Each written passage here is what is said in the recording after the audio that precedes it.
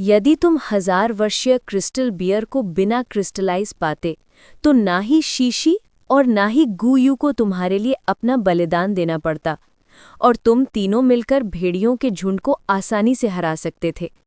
उनका बलिदान सब तुम्हारी वजह से हुआ। उस क्षण वू ज़ैंगकोंग के ये शब्द टैंग वुलिन के कानों में असामान्य रूप से ठंडे प्रतीत हुए। वो अभी-अभी अपनी लड़ाई के परिणामों पर गर्व कर रहा था, परंतु वू ज़ैंगकोंग के ये वचन ऐसे थे जैसे किसी ने उसके ऊपर बर्फ का ठंडा पानी उंडेल दिया हो। क्या लड़ाई वास्तव में ऐसी थी? हाँ, यदि ये सचमुच का युद्ध क्षेत्र होता तो मेरी एक गलती पूरी टीम को बिखेर देती और मेरे साथियों को मेरी वजह से मरना पड़ता। मैं इसे जीत कैसे मान सकता हूँ? वू ज़ैंगकोंग अपना नीरस स्वर जारी रखते हुए बोला, तुम्हें आत्मा शिकारी जीवों के बारे में अपनी जानकारी और समझ बढ़ानी होगी।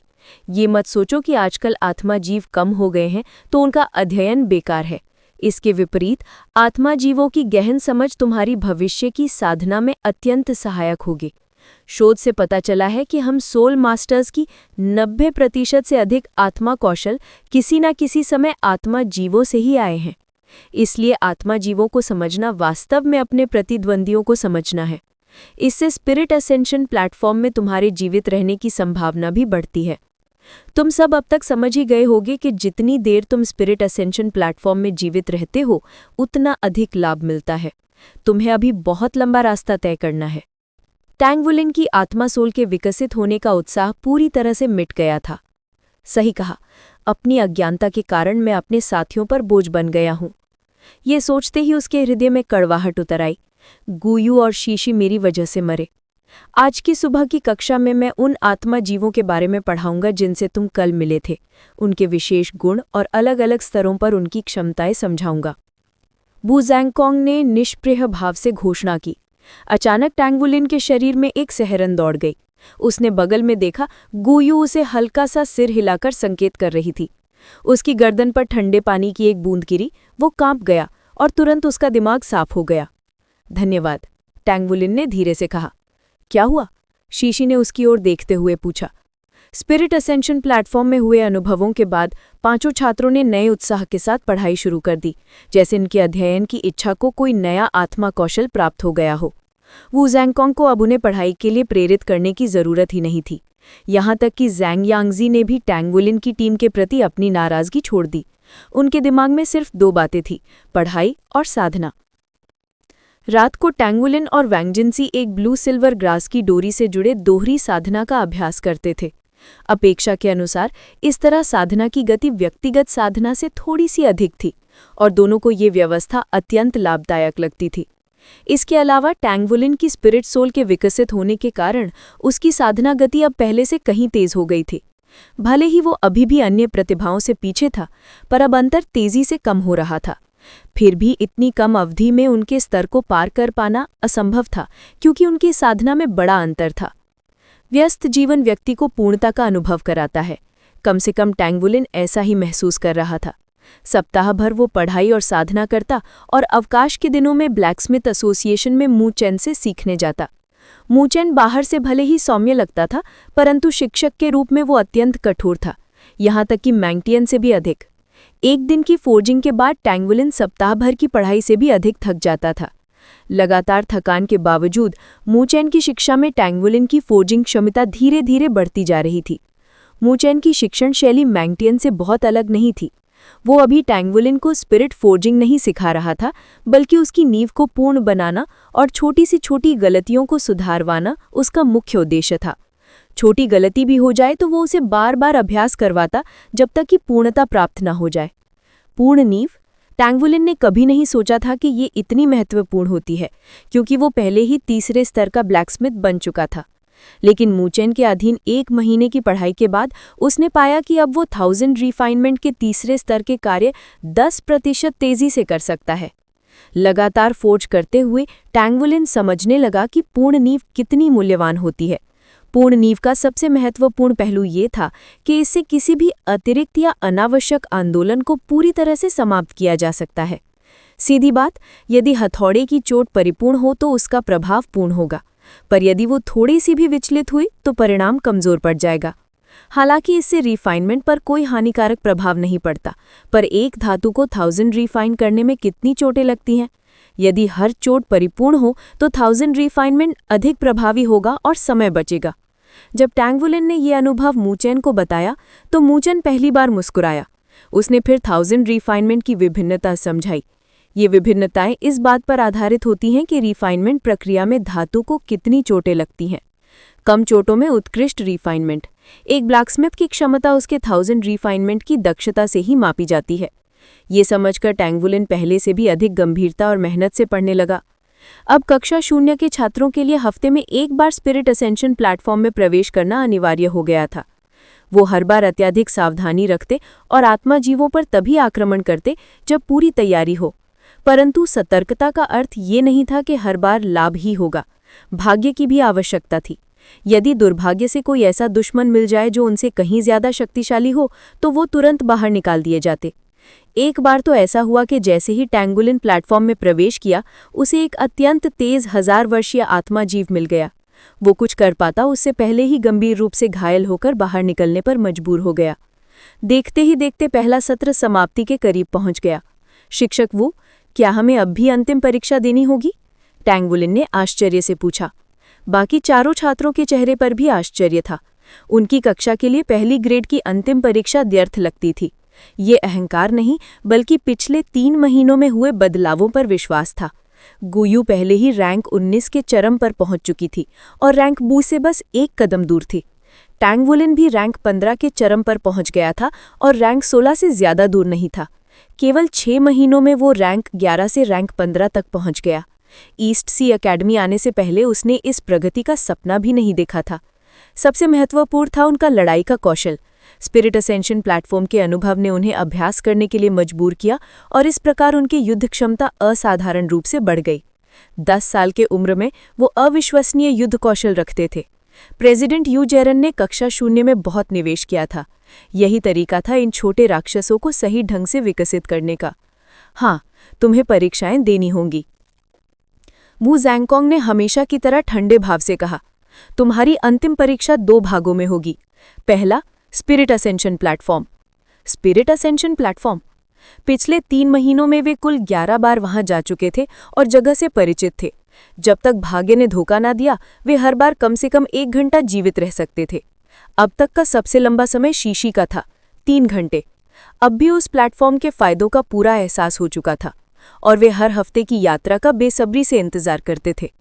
तुम्हें कम से कम 1 घंटा जीवित रहना होगा परीक्षा पास करने के लिए, लेकिन इस बार तुम रिबेलियन स्पिरिट असेंशन प्लेटफॉर्म में प्रवेश करोगे। शिक्षक, ये रिबेलियन स्पिरिट असेंशन प्लेटफॉर्म क्या है? शीशी ने आश्चर्य से पूछा। उसने पहले कभी इसका नाम नहीं सुना था, पर यह स्पष्ट रूप से एक विशेष प्रकार का प्लेटफॉर्म था। टैंगवुलिन और बाकी सभी ने वू ज़ैंगकोंग की ओर आश्चर्य और उत्सुकता से देखा। यदि सामान्य स्पिरिट असेंशन प्लेटफॉर्म नहीं उनकी युद्ध क्षमता को इतना बढ़ा दिया था, तो रिबेलियन स्पिरिट असेंशन प्लेटफॉर्म क्या करेगा? वू ज़ैंगकोंग ने कहा, साल में 2 बार स्पिरिट असेंशन प्लेटफॉर्म में विद्रोह होता है। शुरुआत में ये विद्रोह वहां मौजूद अस्थिर ऊर्जा के कारण होते थे, लेकिन तकनीक के विकास के साथ वे इन विद्रोह कालों को नियंत्रित करने लगे और उन्हें स्पिरिट असेंशन प्लेटफॉर्म की एक विशेष सुविधा में बदल दिया। विद्रोह अवधि के दौरान आत्मा जंतु उत्तेजित हो जाते हैं और अधिक संख्या में दिखाई देते हैं, जिससे प्लेटफॉर्म के भीतर का खतरा बढ़ जाता है। 18 पिलर्स ऑफ हेवन ने हर विद्रोह अवधि में केवल 300 लोगों के प्रवेश की सीमा लगाई है। इस बार अकेडमी ने तुम्हारे लिए 5 स्थान सुरक्षित करने में अत्यधिक संसाधन खर्च किए हैं और तुम 5 सौभाग्यशाली हो जो इन 300 में शामिल हुए हो। तुम्हें समझना चाहिए कि यह अवसर कितना बड़ा है। विद्रोह अवधि के दौरान तुम एक टीम के रूप में स्पिरिट असेंशन प्लेटफॉर्म में प्रवेश कर सकते हो, परंतु टीम में अधिकतम 7 लोग हो सकते हैं। चूंकि तुम केवल 5 हो, इसलिए 7 प्रवेश करने में कोई समस्या नहीं। ये तुम्हारी टीम समन्वय की परीक्षा होगी। ये मत भूलना कि आत्मा जंतुओं के अलावा तुम्हारा सामना अन्य सोल मास्टर्स से भी हो सकता है। वे तुम्हारे लिए आत्मा जंतु जितना ही बड़ा खतरा है, क्योंकि यदि तुम आत्मा जंतु की आत्मिक ऊर्जा को अवशोषित करते समय, जिसमें 100 सेकंड लगते हैं, बाहर फेंक दिए गए, तो बची हुई ऊर्जा पास के सोल मास्टर को मिल जाएगी। यही विद्रोही स्पिरिट असेंशन प्लेटफॉर्म का विशेष नियम है। झांग यांगजी ने पूछा, तो इसका मतलब है कि दूसरे सोल मास्टर्स हमारी आत्मिक ऊर्जा चुरा सकते हैं और हम भी उनकी चुरा सकते हैं? वू झांगकोंग ने उपेक्षा से कहा, अगर तुम्हें विश्वास हो तो कोशिश करना, लेकिन याद रखना कि 3 रिंग तक के सोल मास्टर्स प्राथमिक स्पिरिट असेंशन प्लेटफॉर्म में प्रवेश कर सकते हैं और विद्रोही प्लेटफॉर्म में प्रवेश करने के लिए बहुत भारी कीमत चुकानी पड़ती है। इसका अर्थ है कि 3 रिंग वाले सोल मास्टर्स के आने की भारी संभावना है और वे अपनी स्पिरिट सोल को उन्नत करने के लिए जितने हो सके उतने आत्मा जंतु मारने की कोशिश करेंगे। यदि तुमने उन पर हमला करने की सोची तो एक शक्तिशाली प्रतिद्वंदी का सामना करने के लिए तैयार रहना। तांग बुलेन ने कहा, चिंता मत कीजिए शिक्षक, हम अपनी टीम की ताकत पर ही निर्भर करेंगे। अब तक झांग यांगजी का दूसरों से संबंध बहुत पहले सुधर चुका था। आखिरकार वे सभी बच्चे थे, किस बात का मन में बैर रखते। साथ ही तांग बुलेन और वांग जिनशी जैसे जैसे करीब आए, वांग जिनशी ने 2 स्तरों की अद्भुत प्रगति की और रैंक 23 पर पहुंच गया। दूसरी ओर झांग यांगजी और शीशी ये अभी अभी रैंक 22 पहुंचे थे। तुम 3 दिन बाद स्पिरिट असेंशन प्लेटफॉर्म में प्रवेश करोगे।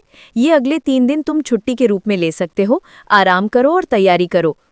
छुट्टी? क्लास 0 में शामिल होने के बाद से उन्हें हर सप्ताह मिलने वाले एक विश्राम दिवस को छोड़कर कभी आराम का मौका नहीं मिला था, लेकिन अब उन्हें 3 दिन की छुट्टी मिल रही थी। शीशी और झांग यांगजी ने खुशी से चिल्लाते हुए अपनी प्रसन्नता व्यक्त की। तांग बुलेन 3 दिन के खाली समय के बारे में सोचकर गहरे विचार में पड़ गया। मैं इन 3 दिनों में क्या करूं? इतना समय युद्ध कौशल में कोई ठोस सुधार करने के लिए काफी नहीं। स्कूल के बाद वे सब अपने हॉस्टल लौट गए। तांग बुलेन, तुम इन 3 दिनों में क्या करने वाले हो? बाहर घूमने चले? शीशी ये ने शरारती अंदाज में कहा। घूमना? क्या? झांग यांगजी ने उत्सुकता से पूछा। शीशी ये ने आंखें घुमाई। मैं तुमसे बात ही नहीं कर रहा था। झांग यांगजी हंसा। ठीक है, मैं तुम्हें खाना खिलाता हूं, अब तो ले चलोगे? शीशी ये बोला, सोचूंगा। हाँ, अभी याद आया, शिक्षक वू ने कहा था कि हमारी अंतिम परीक्षा 2 भागों में है और स्पिरिट असेंशन प्लेटफॉर्म सिर्फ एक हिस्सा है। दूसरा क्या होगा? क्या लगता है तुम्हें? कुछ देर सोचने पर भी सबके मन में कोई उत्तर नहीं आया। वे केवल सिर हिला सके। वांग जिनशी ने कड़वाहट से कहा, विद्रोही प्लेटफॉर्म एक बेहतरीन मौका है, पर हमारे लिए अभी थोड़ा जल्दी है। सुना है वहां प्रतियोगिता बहुत उग्र होती है और अंदर कोई दया नहीं दिखाता। आखिरकार अपनी स्पिरिट सोल को विकसित करने का मौका कोई नहीं छोड़ता। तांग बुलेन ने कहा, अकेडमी ने हमें बार बार स्पिरिट असेंशन प्लेटफॉर्म में प्रवेश दिलाने के लिए बहुत निवेश किया है। मुझे लगता है वे चाहते हैं कि हम स्नातक होने तक अपनी स्पिरिट सोल को 1000 वर्षीय स्तर तक विकसित कर ले। क्या तुम लोगों ने अपनी स्पिरिट सोल की वृद्धि की जांच की है? ये सुनते ही वे सभी थम गए। 1000 वर्षीय स्पिरिट सोल? ये अपने आप में क्या अर्थ रखता है? एक 1000 वर्षीय स्पिरिट सोल 1000 वर्षीय आत्मावृत, यानी उनकी पहली रिंग 1000 वर्षीय हो जाएगी। यदि पहला स्पिरिट सोल 1000 वर्षीय हो तो वो 3 आत्मिक कौशल प्रदान करेगा और उनकी आत्मिक शक्ति की खपत भी कम करेगा। भविष्य में वे एक और 1000 वर्षीय स्पिरिट सोल से संलयन कर सकते हैं और उन्हें पहले 6 आत्मावृत प्राप्त करने की चिंता नहीं होगी। स्पिरिट सोल की संख्या हमेशा वो सीमा रही है जिसने सोल मास्टर्स को उच्च स्तर तक पहुंचने से रोका है। यदि आध्यात्मिक शक्ति अपर्याप्त हो तो स्पिरिट सोल से संलयन का हर प्रयास विफल हो जाता है। यही कारण था कि वू झांगकोंग आध्यात्मिक शक्ति के विकास पर इतना जोर देते थे। पिछले 10,000 वर्षों में स्पिरिट सोल संलयन पर शोध के बाद 3000 वर्ष पहले महान सोल मास्टर संगठनों ने एक रिपोर्ट प्रकाशित की जिसमें बताया गया कि किसी सोल मास्टर की आध्यात्मिक शक्ति का स्तर और वो कितने स्पिरिट सोल धारण कर सकता है, इन दोनों के बीच में गहरा संबंध है। आध्यात्मिक शक्ति के स्तर और उनकी क्षमता। स्पिरिट ओरिजिन रेल्म, मूल अवस्था, जन्म से ही होती है। इस स्तर पर केवल एक पीली यानी 1000 वर्षीय से कम स्पिरिट सोल का संलयन संभव है। स्पिरिट कनेक्शन रेल्म, आध्यात्मिक शक्ति आत्मा से संवाद कर सकती है। 2 पीली स्पिरिट सोल या एक बैंगनी स्पिरिट सोल। स्पिरिट सी, समुद्र, विशाल समुद्र समान आध्यात्मिक शक्ति। 5 पीली स्पिरिट सोल, 3 बैंगनी स्पिरिट सोल या एक काली स्पिरिट सोल। स्पिरिट एबिस, अंधकार गहन, यहाँ आध्यात्मिक शक्ति स्वर्ग और नर्क समान सीमाओं वाली। यहाँ कोई भी स्तर की स्पिरिट सोल से संलयन संभव है, यहाँ तक कि नारंगी और लाल स्पिरिट सोल भी। यदि ना लाल या नारंगी सोल है तो शेष क्षमता स्पिरिट सी तक रह जाती है। स्पिरिट डोमेन रेल्म, मन एक पूरा डोमेन बन जाता है। 9 पौराणिक स्पिरिट सोल तक की क्षमता, ठीक महान स्पिरिट आइस डोल्यू की तरह। दिव्य मूल रेल्म, यहाँ पर व्यक्ति अर्ध देवता समान होता है। इसे 50,000 अंक आध्यात्मिक शक्ति की आवश्यकता होती है। कहा जाता है कि इससे भी ऊपर एक स्तर है गॉड किंग रेल्म। क्लास 0 के 5 विद्यार्थियों में गु युए की आध्यात्मिक शक्ति सबसे अधिक थी और भविष्य में वो निश्चित रूप से स्पिरिट सी रेल्म तक पहुंच जाती। और तभी एक सोल मास्टर 9 रिंग पा सकता है यदि उसकी सभी रिंग 1000 वर्षीय स्तर की हों। बाकी में तांग वुलिन दूसरे स्थान पर था, वो पहले ही स्पिरिट कनेक्शन रेल्म पर था। अन्य 3 भी इसी सीमा पर थे और जल्द ही इसे प्राप्त कर लेते। और इतनी प्रतिभा के साथ उनके लिए स्पिरिट कनेक्शन तक पहुंचना आसान था और उनकी कम उम्र देखते हुए ये बहुत संभव था कि वे सभी भविष्य में स्पिरिट सी रेल्म तक पहुंच जाएं। अगर वे वास्तव में अपना पहला रिंग 1000 वर्षीय बैंगनी रिंग प्राप्त कर लेते तो स्पिरिट सी स्तर पर पहुंचने के बाद उनके पास 3000 वर्षीय स्पिरिट सोल्स हो सकते थे। इसका मतलब था कि उन्हें टाइटल डॉलुओ बनने का अवसर मिल सकता था। स्वाभाविक रूप से ये सिर्फ एक संभावना थी, वो भी बहुत ही छोटी। आखिरकार केवल 3000 वर्षीय स्पिरिट सोल्स वाला यानी कुल 9 बैंगनी रिंग्स वाला टाइटल डॉलुओ पहले कभी भी नहीं देखा गया था। वे बहुत कमज़ोर होंगे। उदाहरण के लिए वू झांग कॉन्गपो ही ले लो, उनके पास अभी 6 रिंग्स थीं और एक 10,000 वर्षीय स्पिरिट सोल भी था। सोचो वे कितने शक्तिशाली होंगे। लगता है कि अकेडमी सच में इस योजना पर काम कर रही है। झांग यांगजी ने घूंट भरा। भले ही उसकी महत्वाकांक्षा हमेशा से एक शक्तिशाली एक्सपर्ट बनने की रही थी, पर स्वभाव से वो सीधा साधा और नेक दिल था। इन्हीं महत्वाकांक्षाओं की वजह से जब उसकी पहली मुलाकात तांग वुलिन की तिकड़ी से हुई थी तो वो इतना घमंडी व्यवहार कर रहा था। शेशिया ने कहा, शायद यही उनकी योजना है। अगर ये सच हुआ तो हमारे लिए बहुत अच्छा होगा। जब भी हम स्पिरिट असेंशन प्लेटफॉर्म में प्रवेश करें, हर मौके को बहुत संभाल कर इस्तेमाल करना होगा। तांग वुलिन बोला, मैं तो बाहर खेलने नहीं जा रहा, मैं ब्लैकस्मिथ एसोसिएशन जाऊंगा और खुद को थोड़ा और तराशूंगा। गु युए ने कहा, मैं मेडिटेशन करूंगी। वांग जिनशी ने दुखी नज़रों से तांग वुलिन की ओर देखा, जिसे तांग वुलिन हंसने पर मजबूर हो गया। जिनशी, मैं रात तक वापस आ जाऊंगा, चिंता मत करो। अहम, जिनशी तुम कब से जलनखोर औरत बन गए? झांग यांगजी ने कंधा थपथपाते हुए मजाक किया। सब जानते थे कि द्विगुण साधना के समय तांग वुलिन और वांग जिनशी आपस में अच्छी तरह पूरक बनते थे। वांग जिनशी ने उसे घूरा। अगर तुम 3 महीने में मुझे आधा स्तर भी बढ़ा सकते हो तो मैं भी तुम्हारे लिए जलनखोर औरत बन जाऊंगा। वुलिन, क्या मैं तुम्हारे साथ चल सकता हूँ? या फिर मैं भी ब्लैकस्मिथिंग को अपना सेकेंडरी पेशा बना लूँ? क्या तुम्हें लगता है कि मेरे पास इसमें प्रतिभा है? तांग वुलिन होला, मुझे लगता है हम सबका सेकेंडरी पेशा एक दूसरे से अलग होना चाहिए ताकि भविष्य में जब हम अपनी बैटल आर्मर बनाएं तो एक दूसरे की मदद कर सकें। शेशिया ने कहा, ये बात सही है और मैंने तो अपना सेकेंडरी पेशा तय कर ही लिया है। मैं मेका मेकर बनूंगा। मेका बनाने में ज़्यादा तकनीकी ज्ञान की ज़रूरत नहीं, बल्कि हाथ की तकनीक चाहिए और ये बिल्कुल मेरे लिए सही है। तुम लोगों का क्या? झांग यांगजी बोला, मैंने अभी तक तय नहीं किया। गु युए ने कहा, मुझे लगता है मैं मेका मैकेनिक्स पढ़ूंगी। क्या तुम मेका मैकेनिक्स पढ़ोगे? लेकिन तुम तो लड़की हो, मैंने सोचा था तुम मेका डिज़ाइनिंग चुनोगे। शेशिया ने हैरानी से कहा, ऐसा सोचने वाले सिर्फ दिमागहीन लोग होते हैं। तुम, ठीक है, तुम दोनों वापस जाकर आराम करो और खाना खाओ। तांग वुलिन ने लाचार होकर कहा। वे इनके झगड़ों का आदी हो चुका था। इन कुछ महीनों में तांग वुलिन ने पाया कि झांग यांगजी और वांग जिनशी की आपस में सबसे अच्छी बनती थी, जबकि शेशिया और गु युए आग और पानी की तरह थे। भले ही गु युए बाहर से नरम दिखाई देती थी, उसकी असली प्रकृति काफ़ी ऊंचे मन वाली थी और वो बाकियों से थोड़ी दूरी बनाए रखती थी। मज़ेदार बात यह थी कि सभी का तांग वुलिन से अच्छा संबंध था और वो ही टीम का मध्यस्थ बन गया था। तांग वुलिन अपने साथियों के लिए कृतज्ञ था। वो बेकार मार्शल आर्ट लेकर पैदा हुआ था और उसकी साधना भी सब में कम थी, फिर भी उसे क्लास 0 में इन विलक्षण बच्चों के साथ पढ़ने का मौका मिला था। अब जब वो इतनी अच्छी स्थिति में था तो वो आलस नहीं कर सकता था। भले ही उसकी गति सबसे कम थी, परंतु पहले की तुलना में वो बहुत आगे बढ़ चुका था। तांग वुलिन का रवैया ईसी एकेडमी आने के बाद बिल्कुल बदल गया था। वो अब खुद की तुलना दूसरों से नहीं करता था, सिर्फ खुद से करता था। जब तक उसकी साधना की गति बढ़ रही थी वो संतुष्ट था। अंतिम परीक्षा नज़दीक आ रही थी और वो भी एक टीम परीक्षा। कप्तान होने के साथ साथ सबसे कमज़ोर होने के कारण उस पर भारी जिम्मेदारी थी। रात का खाना खाकर और हल्का व्यायाम करने के बाद उसने मेडिटेशन शुरू कर दिया। खाने के दौरान ही उसने अगले 3 दिनों की योजना बना ली थी। अगला दिन तांग वुलिन एकेडमी से बाहर निकलकर सीधे ब्लैकस्मिथ एसोसिएशन की ओर दौड़ा। वहां से कुछ सामान खरीदा और फिर एक फॉजिंग वर्कशॉप में 3 दिनों के लिए बंद होकर फॉजिंग करने लगा। वर्कशॉप के अंदर लगातार हथौड़े की आवाज़ें गूंजती रहीं।